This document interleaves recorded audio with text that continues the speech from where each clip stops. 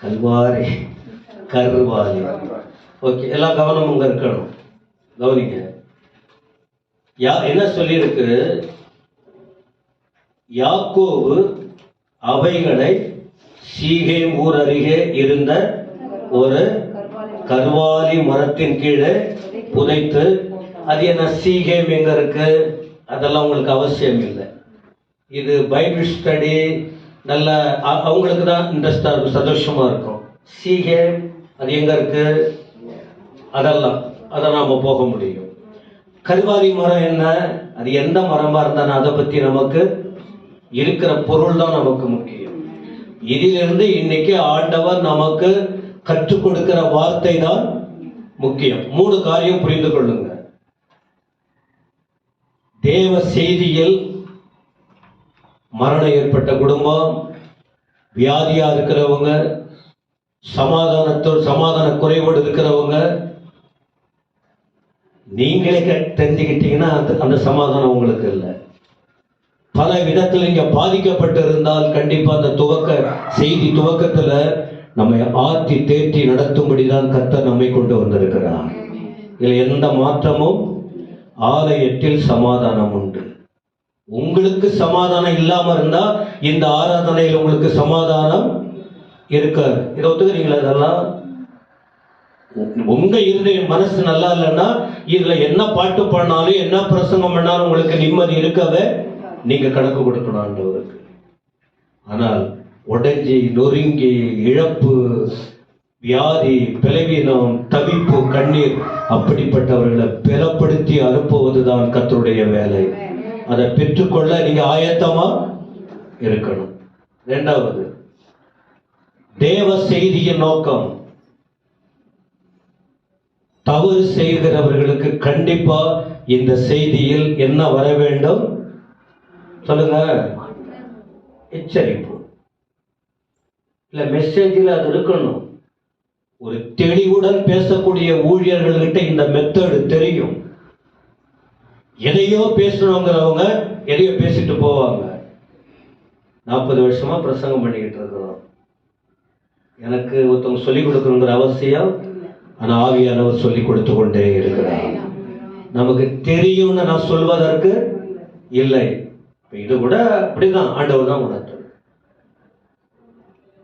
எச்சரிப்பு வரும். அப்ப இந்த எச்சரிப்பை ஏற்றுக்கொண்டு நாம இருதயத்தை கல்லாக்கிவிட்டு பழையபடியே போகணுமா, இல்ல வாழ்க்கையை மாற்றிக்கொண்ட ஆண்டவர் உணர்த்துகிறபடி நல்ல வழியில போகணுமா?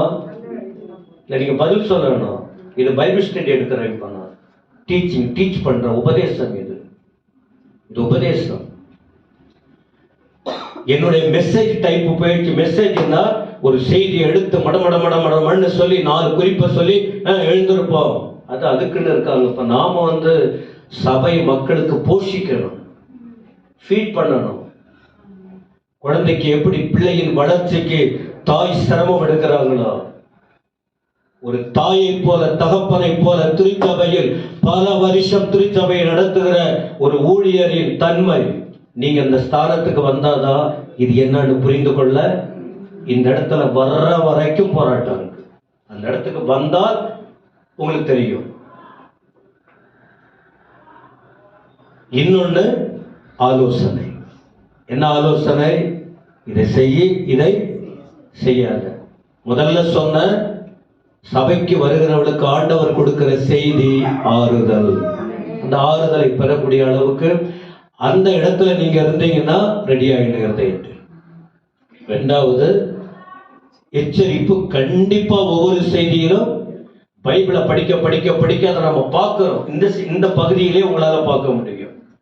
3வது, நல்ல வழி கெட்ட வழி எது என்று பார்த்து அதிலே கெட்ட வழியில போகணுமா நல்ல வழியில போகணுமா இந்த செய்திக்குள்ள நுழைவோம். 35:4 ஒரு வார்த்தைக்கு புதைத்து போட்டார். சொல்லுங்க, எதை புதைச்சு போடுவாங்க? புதைச்சு போட்டா தேவையுள்ளதை புதைக்க மாட்டாங்க, தேவை இல்லாததை புதைப்பாங்க. சாவை வீட்டில் வச்சுக்க மாட்டாங்க. அது என்ன செய்வாங்க? ஏன்னா வீட்லயே வச்சா என்ன ஆகும்?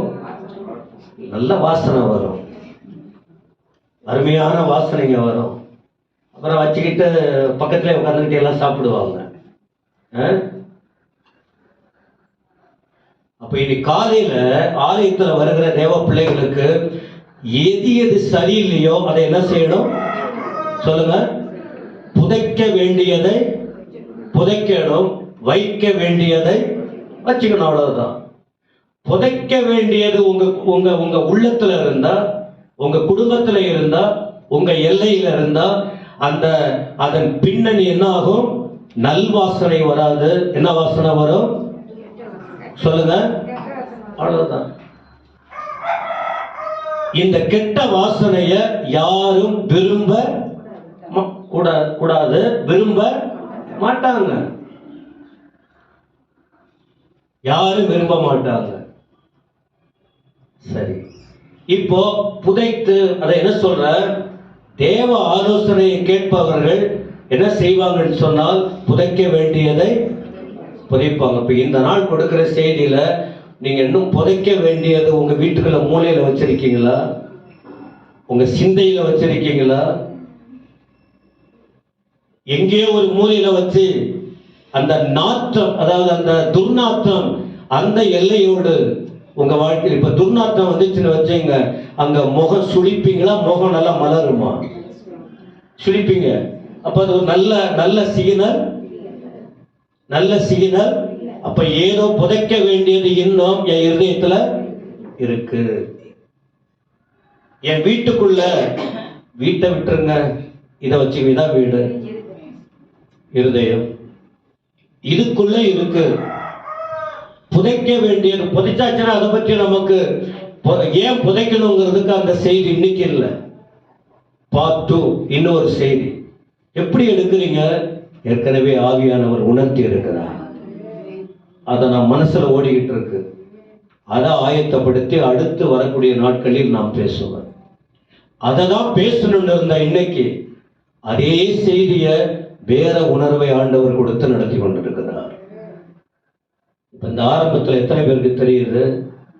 புதைக்க வேண்டியது உன் மனசுல இருந்தா, உங்க வீட்டில் இருந்தா, உங்க வாழ்க்கையில இருந்தா, கண்டிப்பா உங்க முகத்தில் மலர்ச்சி, மனமலர்ச்சி, முகம் என்ன, மனசுல உள்ளம் சரியில்லைன்னா முகத்துல ஒரு களைப்பு, அந்த கலர்ச்சி இருக்கவே இருக்காது. இப்ப நீங்க தான் கண்டுபிடிக்கணும். முகமலர்ச்சி, மனமகிழ்ச்சி முகமலர்ச்சியை தரும். அப்புறம் இன்னொரு வருஷம் வார்த்தை இருக்கு அதுல, அதை விட்டீங்களா? ஓகே, திரும்ப நான் உங்களுக்கு சொல்லிக்கிட்டு இருக்கிறேன். ஒரு மனுஷனுடைய வாழ்க்கையில் 2 காரியம் நடக்குது. ஒன்று மரணம், இன்னொன்று கர்த்தருடைய வருகை. எனக்கு அது எப்ப நடக்கும்னு தெரியாது. உங்களை சொல்லலை, என்ன சொல்லிக்கிறார்? எப்ப நடக்கும்னு எனக்கு இல்லைன்னா கவனமா இருக்கணும். யாரு பதிச்சு போட்டது? முதல்ல இந்த இடத்துல இப்ப நம்ம வசனம் படிச்சோம். யார் பதிச்சு போட்டது? யாக்கோபு. ஒரு ஆமீன் சொல்லுங்க. யார் புதைக்க வேண்டிய புதைப்பாங்கன்னு சொன்னால், புதைக்க வேண்டியத யார் புதைப்பாங்கன்னு சொன்னால், நீங்க கேட்டா சொல்ல மாட்டீங்க. தேவ சத்தத்தை யார் சரியா கேட்கிறாங்களோ, தேவ சத்தத்தை யார் உணர்கிறார்களோ அவர்கள்தான் தேவை இல்லாத புதைக்க வேண்டியத புதைச்சு போடுவாங்க. ஏன்னா புதைச்சதை நம்ம எடுக்க வேண்டிய அவசியம். வசனம் புரியுதா புரியலையா? தேவ சத்தம். இப்ப ஆண்டவர் நம்மோட பேசிக்கிட்டு இருக்கார், பலமுறை பேசி இருக்கிறார். புதைக்கப்பட வேண்டியது எங்கே இருக்கிறது? நீங்க புதைக்காத வரைக்கும் நீ தேவ சத்தம் கேட்டு பிரயோஜனம் இல்ல. தேவ சத்தம் கேட்டவன், தேவ சத்தத்தை கேட்பவங்க தான் அவங்க என்ன செய்வாங்க தெரியுமா? தேவ சித்தத்தை செய்வதற்கு தங்கள் ஆயத்தப்படுவாங்க. தேவ சத்தம் கேட்கணும், அதுக்கு அடுத்து தேவ சித்தம், இதுதான் ஆண்டவருக்கு பிரியம் என்கிற அளவிலே ஒப்பு கொடுப்பாங்க. அப்ப என்ன தேவ சத்தம் எங்க கேட்டாரு? 35:1 ஆதியாகமம், ஜெனிசிஸ் 35:1. தேவன் யாக்கோபை நோக்கி, நீ எழுந்து பெத்தேலுக்கு போய். அவ்வளவுதான். அவ கீழே அந்த ஃபுல்லா அந்த வசனம் நீங்க பார்த்துக் கொள்ளுங்க. சரி, படிங்கல்ல.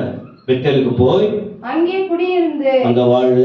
நீ உன் சகோதரனாகிய ஏசாவின் முகத்திற்கு விலகி ஓடி போகிற போது ஓடுனியே, ஓட்டம் பிடிச்சு உன்னால அங்க இருக்க முடியாம ஓடுனியே, உனக்கு தரிசனமான தேவனுக்கு நான் தானே உன்னை குறுக்கிட்டு உன்னோட பேசி உன்னை சமாதானப்படுத்தி உன் பயத்தை அப்புறப்படுத்தி நான் உன் கூட இருக்கிறேன்னு சொல்லி உன்னை சரியா நடத்திக்கிட்டு இருந்தேன்னு எனக்கு நீ பலிபீடத்தை உண்டாக்கு. அப்போ தேவ சத்தம் கேட்பவன் தேவன் சொல்லுவதை செய்வான். இதான் முதல் வசனம்.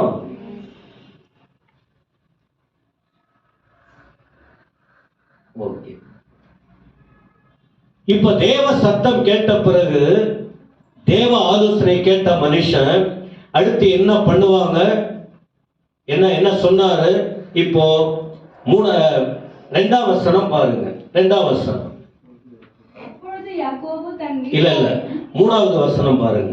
நாம் எழுந்து பெத்தேலுக்கு போவோம் வாருங்கள்.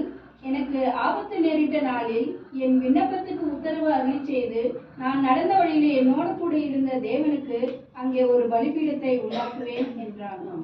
தேவ சத்தம் கேட்கிறவங்க தேவன் என்ன சொன்னாரோ அது அப்படியே மற்றவங்களுக்கு சொல்லுவோம். அப்ப மற்றவங்களுக்கு சொல்லணும்னா அதற்கு முன்னால எங்க அது ரெடி ஆகிட்டு இருக்கு? தேவ சத்தம் கேட்ட பிறகு யாருக்குள்ள ஓடிக்கிட்டு இருக்கு அந்த வார்த்தை? யாக்கோபுக்குள்ள அந்த வார்த்தை போகுது. ஆண்டவர் சொல்லிட்டார். இப்ப இவர் ஆயத்தம் ஆயிட்டார். இந்த தெளிவு இதுக்கு முன்ன யாக்கோபுக்கு இல்ல. எந்த தெளிவு யாக்கோபுக்கு இதுக்கு முன்ன இல்ல. ஆண்டவர் கவனிங்க, ஆண்டவர் சொல்லாம ஒரு மனுஷனுக்கு தெரியாது. சபையில ஊழியர்கள் மூலமா எந்த ஊழியரா இருக்கட்டும் வேத வார்த்தைகளை சொல்லி விளக்காவிட்டால் மற்றவங்களுக்கு விஷயம் விளங்கவே எப்படி விளங்கும்? இதெல்லாம் பைபிள் ஆதாரங்கள் இருக்கு. அனுபவம் உள்ள சில இதெல்லாம் இப்படியெல்லாம் பண்ணக்கூடாது வேண்டான்னு அனுபவத்தோடு சொல்லும் போது அதை ஏற்றுக்கொள்றவங்க தான் ஒரு நல்ல நிலைக்கு வர முடியும். கேட்பது, வாழ்க்கையை மாற்றுவது, மற்றவங்களும் நல்லா இருக்கணும்னு அவர்களுக்கு சொல்லிக் கொடுப்பது, இதான் ஆலோசனைகள். இதுதான் நல்ல ஆலோசனைகள். இப்போ என்ன சொல்ற? தேவ சத்தத்தை கேட்ட உடனே தான் மட்டும் காதல வைத்துக் கொள்வதல்ல, அடுத்தவங்களுக்கு சொல்லணும். அதைதான் 2ஆம் வசனத்துல படிக்கிறோம். சொல்றாரு, யாக்கோபு தன் வீட்டாரையும். சில கன்னடாவில் தான் படிங்களா, அவங்களும் இல்லையா யாரும்? அட்லீஸ்ட் கொஞ்சம் சிலருக்கு தெரியாதவங்களுக்கு அந்த வார்த்தைகள் புரியட்டும். 2ஆம் வசனம். ತನ್ನ ಮನೆಯವರಿಗೂ ತನ್ನ ಸಂಗಡ ಇದ್ದವರೆಲ್ಲರಿಗೂ ನಿಮ್ಮ ಮಧ್ಯದಲ್ಲಿರುವ ಅನ್ಯ ದೇವರುಗಳನ್ನು ತೆಗೆದುಹಾಕಿ ನಿಮ್ಮನ್ನು ಶುದ್ಧಪಡಿಸಿಕೊಂಡು ವಸ್ತ್ರಗಳನ್ನು ಬದಲಾಯಿಸಿರಿ. எத்தனை பேர் இங்க இருக்கீங்க? ஆமென் சொல்ல முடியுமா? தேவ சத்தம் கேட்டு தேவ ஆலோசனை கேட்ட பிறகு அந்த ஆலோசனையை புரிஞ்சவங்க என்ன செய்வாங்க? தன்னோடு இருக்கிறவர்களையும் ஆயத்தப்படுத்துவாங்க. தனக்குள்ளே ஒரு நல்ல ஆயத்தம் வரும். தேவ சத்தம் கேட்டிருக்காங்க. அடுத்தவங்க என்ன செய்வாங்க? தன் எல்லையில் இருக்கிற ஒவ்வொருவருக்கும் நல்ல ஆலோசனைய கொடுப்பாங்க. அது 2ஆம் வசனத்துல பார்க்கிறோம். சரி, என்ன சொன்னாங்க? அதை நான் ஏற்கனவே விளக்கமா சொல்லிட்டேன். 3 காரியம் அதுல இருக்கு. உங்களிடத்தில் இருக்கிற அந்நிய தெய்வங்களை விளக்குங்க. அவங்ககிட்ட சொல்றாரு. அப்போ உங்ககிட்ட அந்நிய தெய்வம் இருக்கு. அந்நிய தெய்வம். அப்ப அந்நிய தெய்வம் என்றால் தேவனுக்கு பிடிக்காத செயல், அதை விளக்கணும். 2வது, உங்களுக்குள்ள அசுத்தம் உண்டாயிடுச்சு. நாம இருந்து வந்த இடம் அப்படிப்பட்டது. அந்த அசுத்தம் உங்களை விட்டு போகல. உலகத்தில் வாழுகிறோம், அசுத்தத்தில் நிறைந்திருக்கிறோம். அசுத்தம் இருக்கக்கூடாது, சுத்தம் பண்ணிக்கொள்ளுங்க. மூன்றாவது, உங்கள் வஸ்திரங்களை, ரொம்ப வஸ்திரம் அழுக்காயிடுச்சு. அழுக்கு வஸ்திரம் இந்த சாத்தம் வந்து உட்கார்ந்துக்குவான்.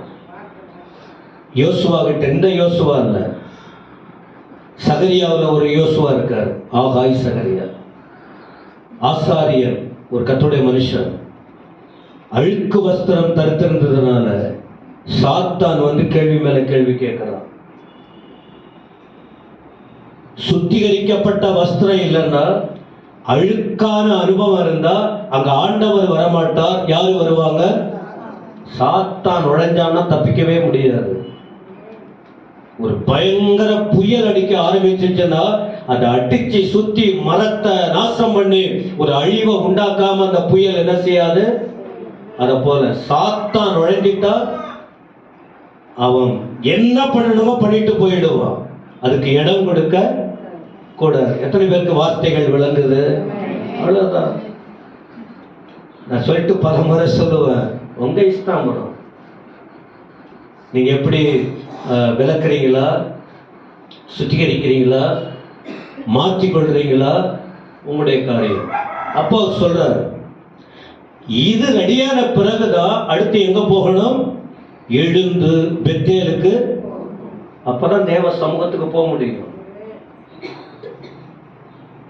தேவ சமூகத்துல வந்து இதெல்லாம் வச்சுக்கிட்டு அந்த இடத்துல ஒரு விடுதலையான சுகம் கிடைக்காது, சமாதானம் கிடைக்காது, ஆசீர்வாதம் கிடைக்காது. கஷ்டப்பட்டுக்கிட்டு தான் இருக்கணும் கடைசி வரைக்கும். எல்லாருமே எத்தனை வருஷம் விசுவாசி என்பதல்ல, எந்த அளவுக்கு தெய்வீகத்தில் வளர்ந்திருக்கிறீங்க. ஒரு பொறுமை இல்லை, ஒரு தாழ்மை இல்லை, ஒரு ஏற்றுக்கொள்ற பக்குவம் இல்லை. வளர வேண்டும். இதை சொல்லிக் கொடுக்க தான் கடவுள் நம்மளை வச்சிருக்கிறாரு. ஆமீன் சொல்லுங்க. சொல்ல வேண்டியது சொல்லிட்டாரு. ஆனா ஆண்டவர் சொல்லல, இந்த 3 காரியத்தை போயிட்டு உன் குடும்பத்துக்கு சொல்லு, உங்க ஜனங்களுக்கு. அதான் தேவ சத்தம் கேட்ட உடனே எங்கெங்க தப்பு நடக்குதோ அந்த தப்பை வந்து சொல்லி கொடுக்கணுங்கிற எண்ணம் யாருக்கு வரும்? தேவ மனிதர்களுக்கு. அப்போ தேவன் பேசும்போதே தேவ பிள்ளைகளுக்கு தெரிஞ்சிடும், இது சரி, இது சரியில்லை, இதை பேசணும், இதை பேச கூடாது, இதை செய்யணும், இதை செய்ய. தெரியுமா தெரியாதா? தெரியுமா தெரியாதுங்களா? உங்க வளர்ச்சி எப்படி இருக்கு? உங்க தன்மை எப்படி இருக்கு? இத்தனை வருஷம் ஆண்டவர் சொல்லுன்னு சொல்லல, ஆண்டவர் சொல்லல, அதனால நான் சொல்லல. தேவன் ஒரு வார்த்தை பேசிட்டாலே அங்க இருக்கிற சூழ்நிலை எல்லாம் தேவ மனுஷர்களுக்கு தெரிஞ்சிடும். அப்ப அதை சொல்லுவாங்க. இன்னைக்கு நிறைய பேர் அவ்வளவுதானே, எனக்கு சொல்லல அதனால நான் செய்யல, எனக்கு சொல்லட்டும். சூழ்நிலை பார்த்து எதை செய்யணுமோ அதை செய்ய வேண்டிய விஷயம் எல்லாம். யாக்கோபு அதான் தேவ ஆலோசனை கேட்கிறோம். ஓகே, பிரியமானவர்களே, அப்ப இது யாக்கோபுக்கு தெரிஞ்சிச்சு. நம்ம வீட்டிலேயே தேவையில்லாத அருவருப்புகள் நிறைஞ்சு, சொல்லுங்க எல்லாரும், பல வருஷம் நம்ம கோயிலுக்கு போய்கிட்டு இருக்கிறோம். இப்ப இந்த 20 வருஷம் வைத்துக் கொள்வோமா இந்த ஃபேமிலி. யாக்கோபு, அந்த பிள்ளைகள், மனைவி, மனைவிகள்னு சொல்ல வேணும், பிள்ளைகள், குடும்பம், எல்லாரும் எத்தனை வருஷம் வளர்ச்சி அந்த குடும்பம். அப்ப இந்த 20 வருஷம் வளர்ச்சி உள்ள அந்த குடும்பத்துல என்னென்ன நிறைஞ்சிருக்கு பாருங்க. என்னென்ன விளக்க வேண்டிய காரியம், மாற்ற வேண்டிய காரியம், சுத்திகரிக்கப்பட வேண்டிய காரியம். இப்ப உட்கார்ந்துட்டு யோசிக்கணும். நீங்க எத்தனை வருஷம் சர்ச்சுக்கு வந்து தோத்திரம் போடுறது அது இல்ல, தான தர்மம் பண்றது அது இல்ல, என்ன என்ன வேண்டாலும் பண்ணுங்க. இந்த வசன ஒழுங்குமுறை இல்லாம நாம என்ன பண்ணாலும் ஆண்டவர் அதை அங்கீகரிக்க மாட்டார். அவர் சத்தம் கேட்டு அவர் சித்தம் செய்ய, அவர் உணர்த்துகிற காரியத்தை சொல்லவும், அவர் உணர்த்துகிற காரியத்தை செய்தால் மட்டுமே தேவன் அதை அங்கீகரிப்பார். அல்லேலூயா. எத்தனை பேர் தப்பா ஐயா பேசுறாருன்னு யோசிக்கிறீங்க? அப்படியே யோசித்தீங்கன்னா மாற்றிக்கொள்ளுங்க. அப்படியெல்லாம் தேவ வார்த்தை கேட்கும்போது ஆண்ட அது நீங்க தானே ஜெபம் பண்ணுவீங்க எல்லாரும். இளம் பயிரின் மேல பனி இறங்குவதை போல எது இறங்குமா? அவருடைய வசனம். அதான் இப்ப ஆகிட்டு இருக்கு. தேவ வார்த்தை அப்படி விட்டு கொடுக்கும் போது அந்த அளவுக்கு இருதயத்துல அப்படியே வந்து உட்காரணும். அப்ப இந்த வார்த்தை உள்ளத்துல உட்காராம வாமிட்டு யாருக்கு வரும்? எக்ஸ்ட்ரா வயிற்றுல போட்டவங்க கண்டதையும் சாப்பிட்டு ஃபுட் பாய்சன். அப்ப தேவையில்லாத நிறைய அங்க உள்ள போனா என்ன ஆகும்? ஆமா தானே? அப்ப தேவையில்லாதது உங்களுக்குள்ள இருந்தா கர்த்தருடைய வார்த்தை உங்க மேல இறங்கும் போது அது உள்ள போகவே வாமிட் பண்ற போல அது உங்களுக்கு பலத்தை கொடுக்காது, சிக்காயிடும். ஆவிக்குரிய சுகைவன் ஆயிடுவீங்க, ஆவிக்குரிய நிலையில வீக்காயிடுவீங்க. ஆமா.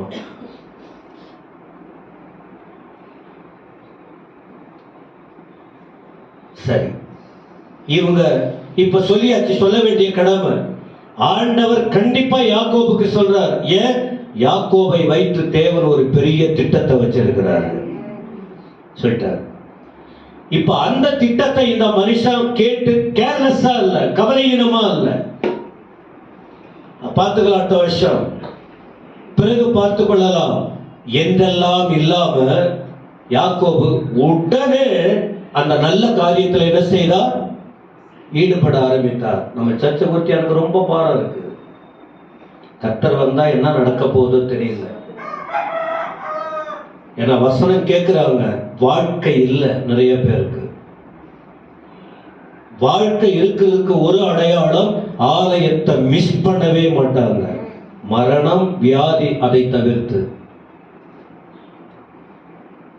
வருகிற நீங்கள் வளருங்க, கர்த்தர் உங்களை ஆசீர்வதிப்பார். மற்றவங்களுக்கு நான் சொல்றேன். அப்ப நான் ஆண்டவர்கிட்ட கேட்டேன், எப்படி ஆண்டவரே?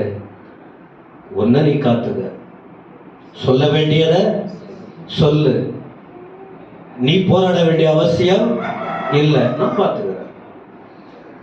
அதான் சமாதானம் நமக்கு. இதுதான் சமாதானம். நான் பார்த்துக்கிறேன்னு சொல்றாரு. அப்ப நாம ஏன் வேதனைப்படணும் என்பதுதான் நமக்கு ஆண்டவர் கொடுக்கிற ஆறுதல். ஆனா ஒரு ஆத்மா கெட்டு போவது கர்த்தருக்கு பிரியம் இல்லை. சொல்ல வேண்டிய இடத்துல சொல்லியாச்சு, சொல்ல வேண்டிய நேரத்துல சொல்லியாச்சு. இப்ப கீழ்ப்படிந்தாங்களா இல்லையா என்று பார்க்கும்போது அவங்க செஞ்சாங்க, உடனே கீழ்ப்படிந்தாங்க. அதெல்லாம் முடியாது, அதெல்லாம் மாத்திக்க முடியாது. அப்புறம் திரும்ப திரும்ப எப்படி ரொம்ப பிபி மேல ஏறி, நான் யாக்கோபு நீ சொல்லிட்டா நான் செஞ்சிட முடியுமா? ஏன்னா நான் வளரலையா? எங்களுக்கெல்லாம் ஒரு 20 வயசுக்கு மேல நல்லது கெட்டதை சிந்திக்கிற அளவுக்கு எங்களுக்கு புத்தி இல்லையா? எங்களுக்கு ஒன்றும் தெரியாதா? எனக்கு அப்பாவா இருக்கிறதுனால, எனக்கு தாத்தாவா இருக்கிறதுனால, எனக்கு நீ கணவரா இருக்கிறதுனால நீங்க சொல்றதெல்லாம் நாங்க செஞ்சிட முடியுமா?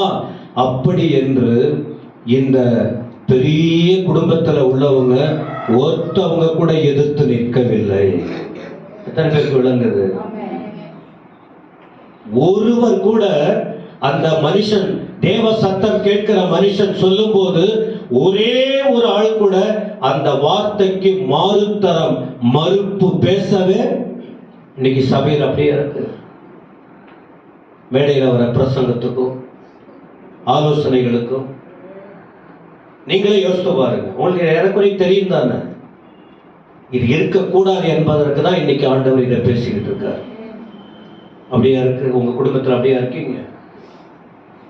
உங்க தனிப்பட்ட வாழ்க்கையில் அப்படியா இருக்கீங்க? அப்படி இருக்கலாமா? அப்ப இந்த செய்தி கேட்டு என்ன பிரயோஜனம்? அதுதான் ஆண்டவர் பேசுறார். ஒருவர் கூட எதிர்த்து பேசவில்லை. உடனே நாங்க மனுஷங்க, அப்ப இவங்க என்ன? இவங்க மனுஷன் இல்லாம இவங்க யாரு? இல்ல நீங்களே உங்க வாயில சொல்லுங்களேன். இந்த யாக்கோபோடு சேர்ந்த அந்த ஃபேமிலி முழுவதும் இவங்க மனுஷங்க இல்லாம அப்ப இவங்க யாரு? இவங்கள ஆடு மழை சாப்பிட்டவங்க தான். ஒருத்தவங்க கூட நல்ல நல்ல வார்த்தைக்கு எதிர்ப்பா பேசவே. இப்ப நீங்க என்ன பண்ண போறீங்க? இவ்வளவு நாள் இருந்த விஷயங்களுக்கு கிருபையா கர்த்தர் நம்மை நடத்தி கொண்டிருக்கிறார். சரி, 2 காரியம் தான் சொன்னாரு. அவர் சொன்னது 2 காரியம், அவர் சொன்னது 3 காரியம். ஆனா குறிப்பிட்டு சொன்னார், உங்ககிட்ட அந்நிய தெய்வங்கள். அப்போ அந்நிய தெய்வம் இருந்தது, அதை பார்த்துட்டோம் 2ஆம் வசனத்துல. இவங்க ரெண்டு காரியத்தை கொண்டு வந்து ஒப்படைக்கிறாங்க. 4ஆம் வசனத்துல என்ன செஞ்சாங்க? எல்லா அந்நிய. அப்போ நிறைய விஷயம் அவங்க கிட்ட மறைஞ்சிருக்கு. யாக்கோபுக்கு முன்னால நல்லதான் இருக்கு, ஆனா அவங்கவுங்க மனசாட்சிக்கு தெரியுது எல்லா நிறைய அந்நிய காரியம் அவங்க கிட்ட, மற்றவங்க கிட்ட கத்துக்கிட்டு நல்லதை மற்றவங்க கிட்ட கற்றுக்கொள்ளலாம், ஆனா கெட்டதை மற்றவங்க கிட்ட கற்றுக்கொண்டு அதை பின்பற்ற. சொல்லுங்க எல்லாரும், அம்மா ஐயா எல்லாருக்கும். மற்றவங்க கிட்ட நல்லதை கற்றுக்கொண்டு தேவ ஜனங்கள் கர்த்தருக்கு மகிமையா அதை என்ன செய்யலாம்? பின்பற்றலாம். ஆனா மற்றவங்க கிட்ட இருக்கிற கெட்ட காரியங்களை நாம் கற்றுக்கொண்டு நம்முடைய குடும்பத்துக்கோ நம்முடைய பிள்ளைகளுக்கோ நம்முடைய சபைக்கோ அதை வெளியே கொண்டு வர ஒத்துக்கிறீங்களா? நல்லதை கத்துக்கலாம், கெட்டது நம்ம எல்லைக்குள் வரக்கூடாது. அப்போ அந்நிய. சரி, இதுக்கு இன்னொரு வார்த்தை சொல்றேன். எதை கொடுத்தாங்க அவங்க? யாக்கோபு சொல்லிட்டார், இவங்க கீழ்ப்படிஞ்சாங்க. எதை கொடுத்தாங்க? அவங்க கிட்ட என்ன இருந்ததோ அதை. இத காணிக்க தசம்பாகம் லிஸ்ட்ல கொண்டு போவாங்க. நான் அங்க போகல, இருக்கிறதுல அதையே பேசுறேன். ஒன்னு சொல்றேன், எல்லாம் கவனிங்க. நீங்க கொடுத்தாலும் கொடுக்காவிட்டாலும் கர்த்தருடைய ஊழியம் வளரும், சபை தேவை சந்திக்கப்படும். எப்படியும் கர்த்தர் இந்த ஊழியத்தை நடத்துவார். நீங்க கொடுப்பது கொடுக்காதது உங்களுடைய மனசை பொறுத்து, உங்க மனதை பொறுத்து. ஆனா ஒன்று சொல்றேன், நீங்க கொடுக்க மனசு இல்லைன்னா லட்ச லட்சமா வீண் செலவு வருவதை நீங்க பார்க்க முடியும். நான் யோசிக்கிறேன், சொல்லி காட்டல. வீணான செலவு அப்படி ஒட்டு மொத்தமா 50,000 60,000 1,00,000 போக வேண்டிய இடங்களுக்கு போகுது. கர்த்தருடைய காரியத்தில் நம்முடைய நல்மனம் இல்லாவிட்டால் தேவையில்லாத சாப்பிடுற அளவுக்கு வருது. இதுல ஒரு தெளிவை பெற்றுக் கொள்ளுங்க, தெளிவை பெற்றுக் கொள்ளுங்க. தங்களிடத்தில் இருந்ததை கொடுத்தாங்க. அவங்ககிட்ட 2 காரியம் இருந்தது. ஒண்ணு, எல்லா அந்நிய தெய்வம். என்ன விஷயம்னா, இந்த அந்நிய தெய்வம், அந்நிய தெய்வங்கள் இது மெய்யான தெய்வம் இல்ல, சிலைகள். என்னது? சிலைங்க. ஆண்டவர் ஏற்கனவே சொல்லிட்டார், எந்த சொரூபம், எந்த சிலை, எந்த உருவம் உன் உள்ளத்திலையும் இருக்கக்கூடாது, உன் வீட்லயும். திருட்டுத்தனமா எவ்வளவு பேர் வச்சிருக்காங்களோ. ஏன்னா அங்க திருட்டளவாய்ங்கிற ஒரு வார்த்தை இருக்கு, அதனால நான் அந்த வார்த்தையை உச்சரிக்கிறேன். திருட்டளவாய் பிரயாணப்பட்டு வரும்போது எடுத்துட்டு வந்துட்டாங்க. திருட்டளவாய் எத்தனை பேருடைய மனசுல, எத்தனை பேருடைய குடும்பத்துல, எத்தனை பேருடைய வாழ்க்கையில இந்த அந்நிய தெய்வமான காரியம் இருக்குதோ எனக்கு தெரியல. அது கண்டிப்பா இன்னைக்கு விலகணும். பாஸ்துக்கு தெரியாது, தேவ பிள்ளைகளுக்கு தெரியாது, புருஷனுக்கு கூட தெரியாது, பிள்ளைகளுக்கு தெரியாது. எது இருக்குதோ அவங்களுக்கு தான் தெரியும். அது விளக்கப்பட வேண்டும். இது என் சொந்த வார்த்தை அல்ல, கர்த்தருடைய வார்த்தை. நீங்க தான் ஆராய்ந்து பார்த்து இந்த 2024ஆம் ஆண்டு கடந்த வருஷம் போல தலைக்குனிவோ, சாபங்களோ, வியாதிகளோ, வீண் செலவுகளோ, வீணான சமாதான குறைவுகளோ, தேவையில்லாத காரியங்களோ உன் வீட்டில் நிறைஞ்சி இருக்காம நீங்க விடுதலையா, சமாதானமா, ஆசீர்வாதமா இருக்கணும்னு சொன்னால், நம்ம உங்களுக்குள்ள எந்த அந்நிய தெய்வம் இருக்கிறது அது யாக்கோபு கிட்ட கொண்டு வர வேண்டும், அல்லது தேவ சமூகத்திலே கொண்டு வந்து ஒப்படைக்க வேண்டும். பொருளா இல்ல, உங்க இருதயத்தில். இரண்டாவது, அப்ப இந்த பொருள், இந்த அந்நிய தெய்வத்தின் சிந்தனை, அந்த பழக்க வழக்கம் இருக்கிற வரைக்கும் எல்லாரும் கவனிங்க, மெய்யான தேவனை கண்டு கொள்ள இல்ல. சத்தமா சொல்லுங்க. அப்ப அவங்க பழக்கத்தை நாமும் செஞ்சுக்கிட்டு தான் இருப்போம். அது என்ன தப்பா தாளமா ஆண்டவர் உங்களை கேட்க போறாரு, அவ்வளவுதான். நான் பிரசங்கம் பண்ணேன்னா அப்ப அது என்ன தப்பு இல்லையா? அது என்னதில்ல. அவரு தீர்ப்பு வழங்குறது யாரு? அவர் தான்.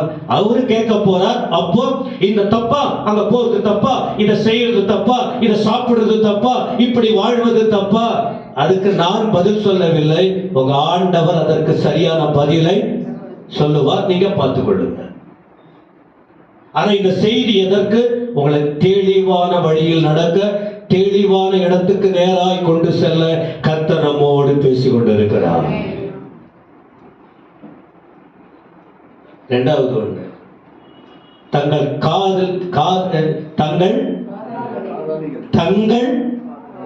காதலி, அவங்க காதல மாட்டிக்கிறது. இத மற்றவங்க பயங்கரமா அடிச்சு பேசுவாங்க. இத்தனை வருஷம் விசுவாசி, இதை விட உனக்கு மனசுல அதை ரொம்ப தத்துவம் பேசுவேன். நான் ஏன் நோக்கம் அது இல்லை. இங்க உள்ள நல்லா ரெடியாக எது வெளியில போகணும் அதுதானா, அவ்வளவுதான். அது ஒரே வார்த்தை. இது ஆயத்தமாக ஆக இது கூட தெய்வ ஆலயமாய் மாற இதற்குள்ள தேவ பிரசன்ன நிரம்ப நான் சொன்ன பாருங்க, இந்த அந்நிய தெய்வத்தின் குணங்களும் இந்த காதணிகளும் தானாவே என்ன செஞ்சிடும்? இது ஒரு பொருட்டே கிடையாது. எனக்கு தேவ மகிமையை உணர்வதுதான். சத்தமா ஆமென். ஆனா இது கரெக்டுங்களா நான் சொல்ல வரல. நீங்க மாட்டிக்கிட்டு வர இதை பண்றதெல்லாம் இது சரின்னு நான் சொல்லல. உங்களை கர்த்தர் கேட்பார். அது நீங்க பார்த்துங்க. அது உங்க விஷயம். உங்க தொடர்பு கர்த்தரோட எப்படி இருக்கு அதை பொறுத்து. எனக்கு பிடிக்கல இந்த வாழ்க்கை கூட கழட்டி தூக்கி இப்படி போட்டுருவோம். எனக்கு என்ன தெரியாது. ஆனா சரிங்க, கழட்டி போட சொல்லியிருக்காரு இல்லையா? அப்ப ஏன் எடுத்து மாட்டேங்கிறீங்க? இப்ப இதை பார்த்தாதான் நான் கரெக்ட் டைமுக்கு. அப்ப இது அவசியமா இல்லையா? சொல்லுங்க எல்லாரும். நம்ம நிறைய பேர் மனம் திரும்பிடுங்க. நீ மனம் திரும்பு அப்படி சொல்லாத. அதுதான் துணிகாரம். நம் மனம் திரும்புதல் உணர்வு இருக்கிறதுனாலதான் யாக்கோபு அன்னைக்கு சொல்லி கொடுக்கிறாரு. இன்னைக்கு கர்த்தர் உங்களுக்கு சொல்லி கொடுத்துக்கிட்டு இருக்காரு. அப்ப என்ன, ஏன் காதணி அப்படின்னா, காதணி எதுக்கு அவங்க கழட்டி கொடுத்தாங்கன்னு சொன்னா, நீங்க விளக்கம் படிச்சு பாருங்க. இந்த காதணிகளை வைத்து தாய்த்து கட்டுறாங்க பாருங்க. தாய்த்து யார் கட்டி கொடுப்பாங்க? யார் கட்டி கொடுப்பாங்க? மந்திரவாதிங்க. மந்திரம் ஓத போறீங்களா? மந்திரம் ஓத யாருக்கும் தெரியாத ஓடுவாங்க. எங்கெங்கேயோ ஓடுவாங்க. போற வழியில கழுத கால நசுக்க ஆரம்பிச்சிடும். ஆமா, நசுக்குன தாங்க. அப்பதான் எனக்கு ஒரு பட்டயம் இருக்கு, உன்னை கொண்டு போடுறதுக்கு ஒரு பட்டயம் இருக்குங்கிறத கண்ணு திறக்கப்படும் போதுதான் கண்மூடித்தனமா போய்கிட்டே இருக்காங்க. நீங்க நல்லவங்க வந்துட்டீங்க. நீங்களாம் ரொம்ப நல்லவங்க தான். யார் கூப்பிட்டாலும் போக மாட்டீங்க. போய் பாருங்க, முடிவு என்ன ஆகுங்கிறத நீங்களே பார்த்துங்க. போங்க, போய்கிட்டே இருங்க. நல்லதா இருந்தா நல் முடிவு இருக்கும். கெட்டதா இருந்தா அந்த முடிவை கண்டிப்பா நாம் அனுபவிச்சு, நான் சாபம் போடல, நான் எச்சரிக்கல, நான் கோபப்படல. சத்தியம் சபை மக்களுக்கு தேவை.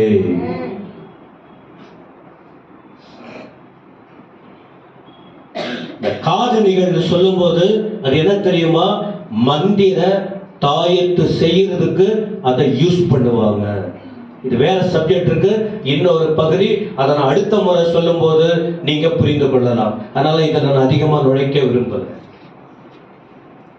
கொடுத்தாங்களா கொடுக்கலையா? சத்தமா சொல்லுங்க. கொடுத்தாங்களா? ரைட். இப்ப யாக்கோபு என்ன செய்யணும்? அந்நிய தெய்வம் உபயோகம் இல்லாதது, தேவ ஜனங்களை தீட்டுப்படுத்தக்கூடியது. அந்த காதணிகள், இது வந்து அதை பிடிக்கல, அவங்களுக்கு தெரிஞ்சு போச்சு இது தப்புன்னு தெரியலன்னா அவங்க கழட்டி கொடுப்பாங்களா?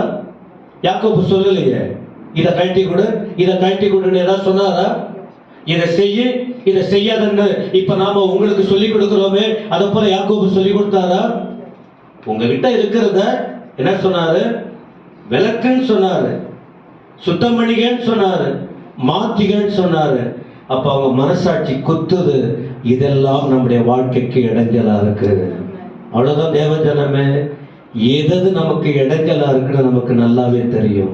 இப்ப உட்கார்ந்து இருக்கீங்க, நீங்க ஜெபிக்க முடியாம, நீங்க துதிக்க முடியாம, நீங்க ஆராதிக்க முடியாம, நீங்க சமாதானமா இருக்க முடியாம, நீங்க ஆசீர்வாதமா இருக்க முடியாம, கர்த்தர் கொடுத்த நாட்கள்ல நீங்க பயன்படுத்தி கொள்ள முடியாம, எது உங்களை பாதிப்புக்குள்ளே கொண்டு போகுதுன்னு கண்டிப்பா எனக்கும் தெரியும், உங்களுக்கும். சொல்லுங்க. இப்ப பேசும்போது நீங்க தான் முடிவு எடுக்கணும். யாக்கோபு கிட்ட வந்துச்சு. இப்ப இவர் என்ன செய்யணும்? இவர் அந்த வசனம் சொல்லுது, புதைச்சி போடணும். யாக்கோபு முதல் காரியம், 3 காரியம் சொல்லி முடிக்கிறேன். இப்பதான் இதெல்லாம் இதுக்கு முன்னாடி உள்ளதெல்லாம் மேலோட்டமா சொன்ன, ஆனா இன்னைக்கு ஆழமான உணர்வோடு ஆண்டவர் வார்த்தைகளை கொடுத்திருக்காரு. ஆனா இப்ப அடுத்த 3 காரியம், இது 1 மணி நேரம் நல்லா பேசணும். ஆனா பேசுறார். யாக்கோபு செய்தது, சீகேம் ஊர் கர்வாலி மரத்தின் கீழே என்ன செஞ்சாரு? புதைச்சார். திரும்ப யாக்கோபு அதை எடுக்கவே எடுத்திருக்காரா? புதைக்க வேண்டியதை புதைச்ச பிறகு, ஒரு குடிப்பழக்கம் எனக்கு வேண்டான்னு அதை புதைச்சு போட்டா திரும்ப அதை எடுக்க, அப்ப நான் உங்களுக்கு சொல்லிதானே கொடுக்கணும். வட்டி வாங்குறீங்களே, அது ஒரு ஆபத்து தானே. அதை புதைச்சு போடணும், திரும்ப எடுக்கிறீங்களே எப்படி? பொய் சொல்றீங்களே, திருடு, பொய், எல்லாம் அவ்வளவுதான். எல்லா லிஸ்டும் வந்துடும், அதுல. அதை நீங்களாம் ஞானம் உள்ளவங்களாச்ச. என்னை தவிர உங்க எல்லாரையும் விட எனக்கு தான், நான் படிக்கவும் இல்லை, எனக்கு ஞானமும் இல்லை, ஏதோ பேசிக்கிட்டு இருக்கேன். உங்களுக்கு ஆண்டவர் நல்ல ஞானத்தை யோசித்துங்க, புரிந்து கொள்ளுங்க. எனக்கு ஒண்ணு தெரியாமலே இருக்கட்டும், ஆனா சொல்ல வச்சிருக்காரு. ஹலோ, ஆண்டவர் நிக்க வச்சு சொல்ல வேண்டிய இடத்துல வச்சிருக்க. நீங்க நினைச்சா கூட என்னை யாரும் தள்ள முடியாது. என் ஆண்டவர் மனசு வச்சாதான் என்னை தள்ள முடியும். நான் சரியா இருக்கிறேனோ இல்லையோ, நான் சரியா வாடுறேனோ இல்லையோ, என்னை பத்தி நல்ல பேர் இருக்கோ இல்லையோ, என் பேரு கெடுக்கப்படுகிறதோ என்னவோ, அது இல்லை. என்னை கர்த்தர் வச்சிருக்கிறாரு. என்ன இடத்துல அவர் சித்தம் இருக்கிற வரைக்கும் என்னை யாருமே தள்ள முடியாது. கர்த்தருடைய கிருபையினாலே சொல்ற, பெருமையினாலே சொல்லல. பெருமை சொன்னா அவ்வளவுதான், அவுட்டு. நாளைக்கே பூண்டு உரிச்சி வச்சிருவாரு. பெருமை வந்ததுன்னா அடிச்சு தூக்கிடுவாரு.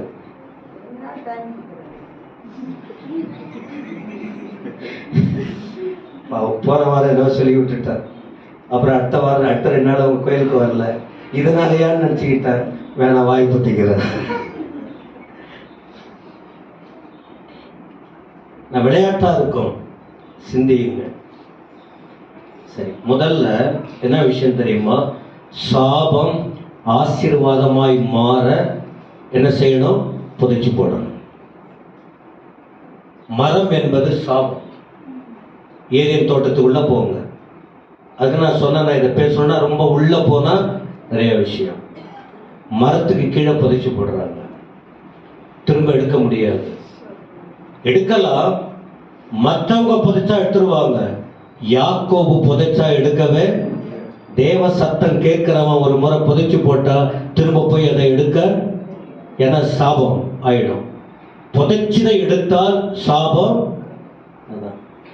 அப்ப நாம எதையெல்லாம் புதைச்சு போட்டிருக்கோம்? ஒரு பைபிள் ஒரு வசனம் இருக்கு, கழுவப்பட்ட பன்றி சேற்றிலே புரளுவது போல தப்பு பண்ணிட்டோம் வேண்டான்னு திரும்ப திரும்ப நாம சேத்துல போய் புரள்றது எப்படிங்கிறது பின்மாற்றத்துக்கு அடையாளம். அப்போ தப்புன்னு தெரிஞ்சிச்சு, புதைச்சு போட்ட பிறகு திரும்ப எடுக்க சாபம், மரத்தினால் சாபம் வந்தது. கலாத்தியர் 3:13, மரத்திலே தூக்கப்பட்டவன் எவனும் சபிக்கப்பட்டவன் என்று எழுதியிருக்கிறபடி அங்க கிறிஸ்து வராரு. கிறிஸ்து நமக்காக சாபமாகி நியாயப்பிரமாணத்தின் சாபத்தில் இருந்து நம்மை புதைக்க வேண்டியதை புதைத்தால் எடுக்க வேண்டிய இடத்துல எடுத்து நம்மை கர்த்தர் உயர்த்துவார்.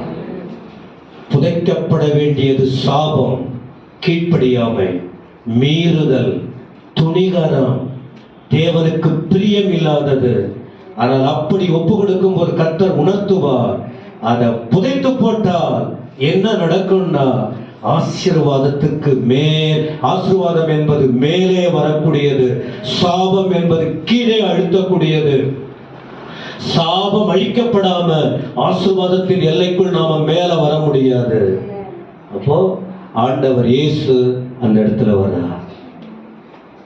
ஒன்று, அப்போ மரத்துக்கு கீழே புதைச்சது நாம, நீங்க மரத்துக்கு கீழே புதைக்க வேணாம். உங்க எதெல்லாம் உங்க வாழ்க்கையை பாதிக்குதோ தேவ சமூகத்துல புதைச்சு போட்டுருங்க. தேவ சமூகத்துல வர்றோம் பாருங்க, ஆண்டவர் நம்மோட பேசுகிறார் பாருங்க. நம்ம புதைக்க வேணாம், அவர்கிட்ட உணர்ந்து ஒப்பு கொடுத்துட்டு, இனி இந்த காரியத்தை நான் செய்ய இந்த அந்நிய தெய்வங்களையோ இந்த காதணிகளையோ அப்படின்னா தேவனுக்கு பிரியமில்லாத அருவருப்பான செயல்கள் இனி எனக்குள்ள நீங்க பின்தொடர்ந்தீங்கன்னா கடைசி வரைக்கும் அது உங்க பின்னால வரும். இது கடைசி எச்சரிக்கையா, கடைசி வார்த்தையா கூட இருக்கு. ஏன்னா ஆண்டவர் ஒரு புது மனுஷனாய் மாற விரும்புகிறார், ஒரு மாற்றத்தை நோக்கி போகணும் விரும்புகிறார். ஒன்று, நேரம் இல்லாதனால. ரெண்டாவது, ஒன்று புதைச்சு போடணும். என்ன தெரியுமா? உங்க ஊழிய ஆசீர்வாதமா இருக்க, உங்க ஊழிய அழைப்பு உறுதிப்பட நீங்க புதைக்க வேண்டியதை புதைக்கணுமா? புதைக்கணும். படிங்க யாத்திராகமம் 2ஆம் அதிகாரம் 12ஆம் வசனம். எக்ஸோடஸ் 2:12.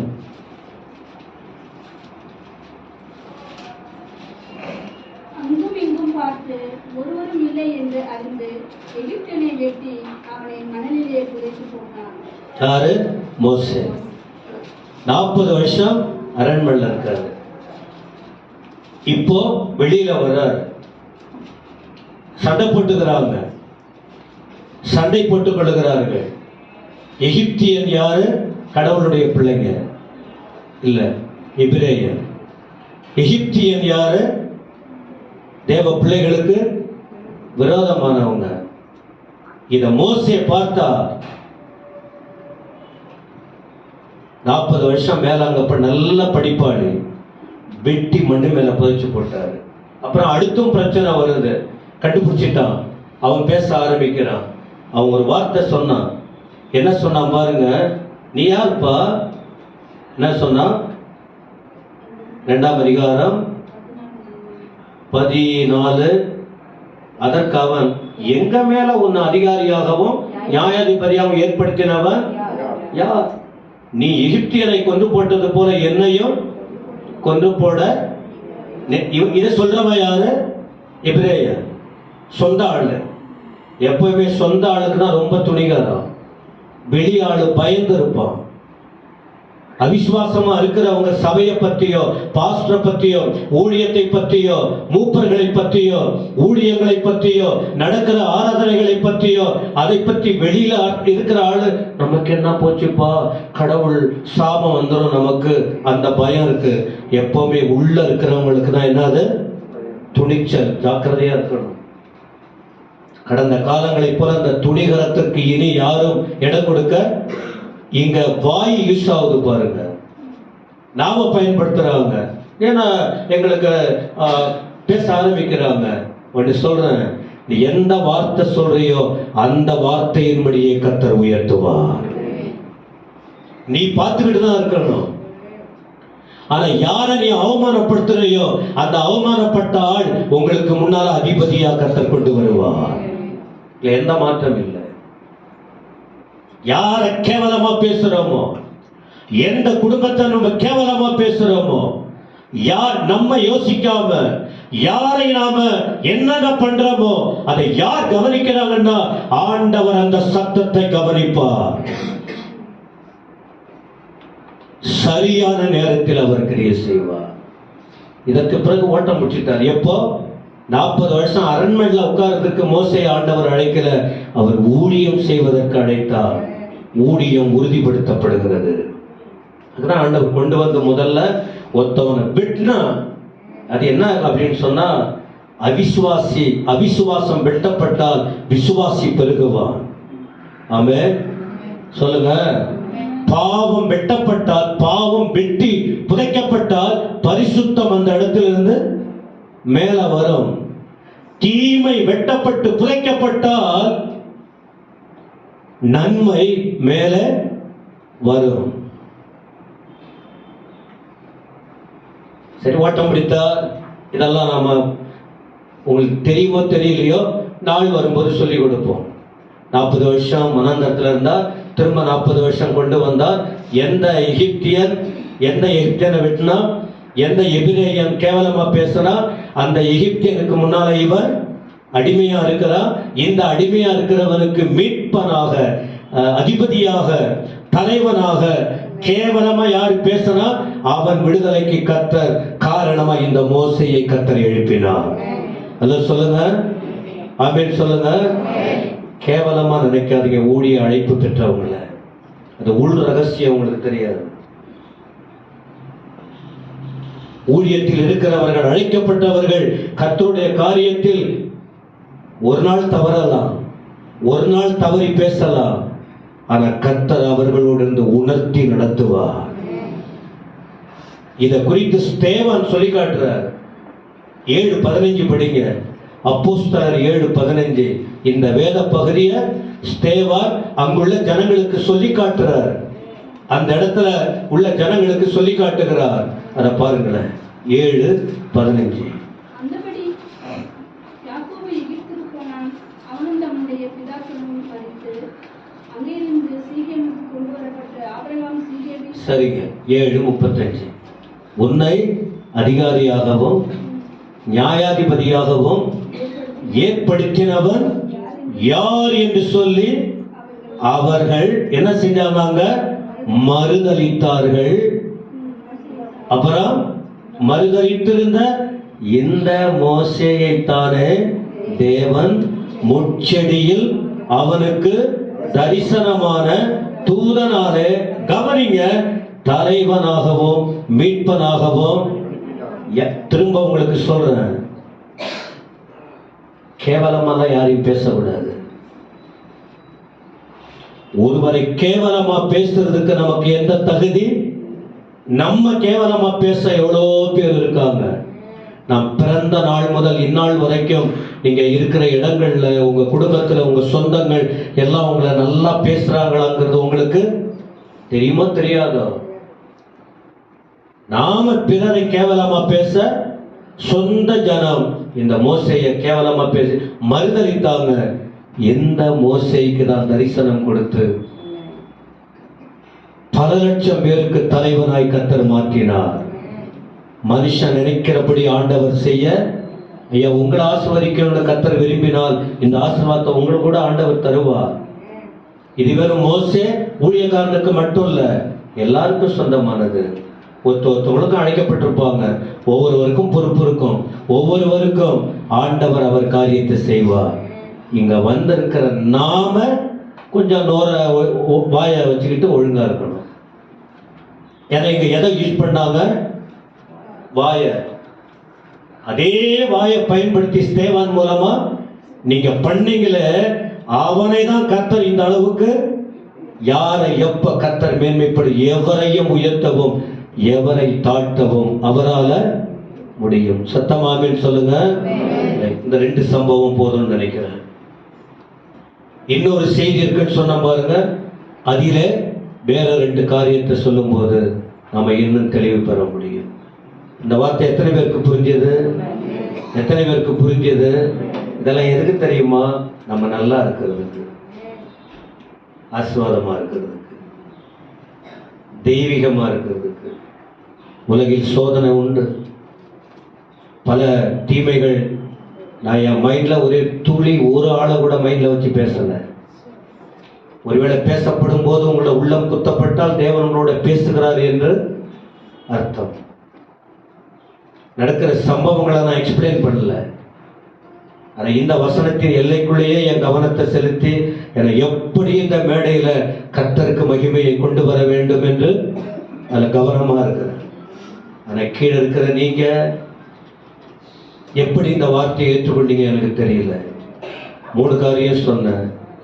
1 ஆறுதல், ஆசீர்வாதம். இன்னொன்று எச்சரிக்கை. 3வது ஆலோசனை. உங்க முன்னால கர்த்தர் வச்சுட்டார் இந்த சம்பவத்தை. எழுந்து நிற்போம் எல்லாரும்.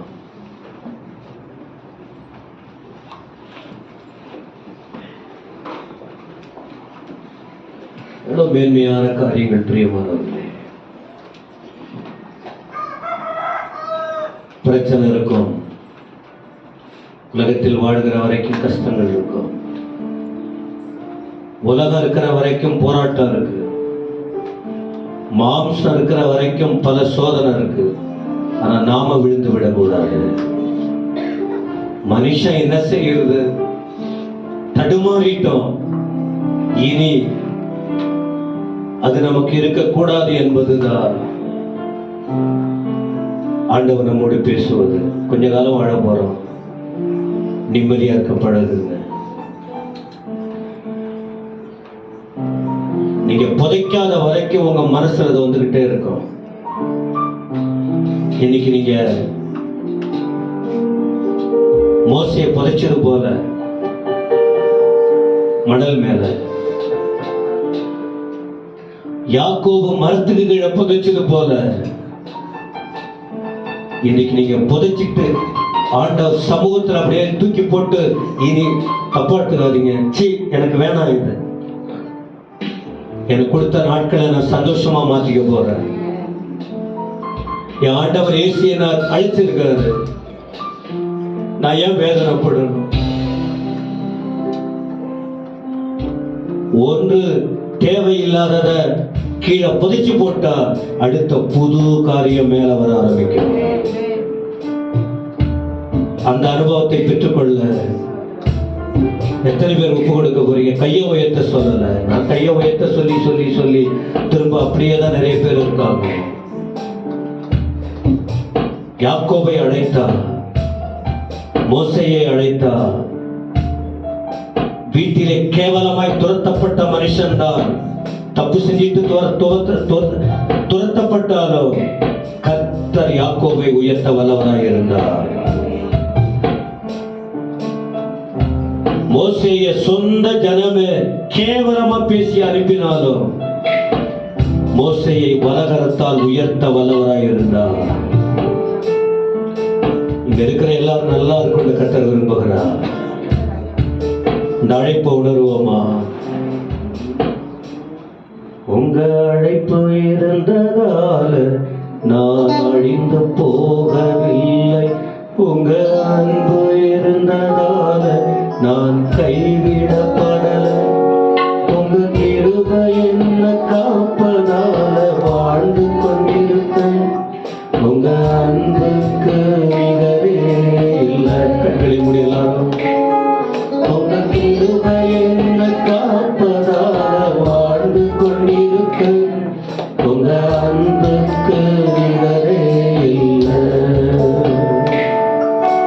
மனிதன் அடைத்த கதவுகள் ஒன்றோ இரண்டோ, நீர் எனக்காக திறந்தது 1000 அன்றோ. உடைக்கப்பட்டு உம்மை விட்டு ஓடி ஒளிந்தும் என்னை துரத்தி வந்து ஊழியத்தை துவங்க செய்திரே. என் ஆதாரமே, ஆதரவே, அழைத்த அழைப்பின் காரணரே, என் ஆதாரமே. எத்தனை பேர் சொல்லுவீங்க?